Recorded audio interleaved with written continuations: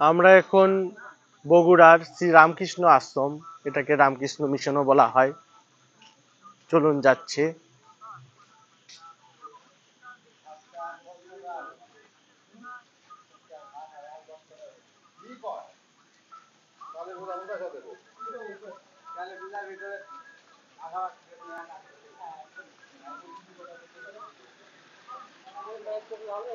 এই যে রামকৃষ্ণ আশ্রমে দেবী বিগ্রহ সত্যিই অনেক সুন্দর, অনেক নিয়ম কানুন নিষ্ঠার সহিত পূজা পার্বণ।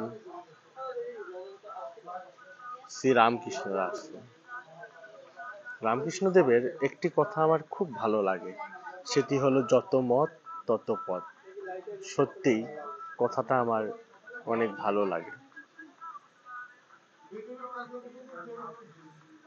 মা সারদা দেবী, ভগবান গণেশজি।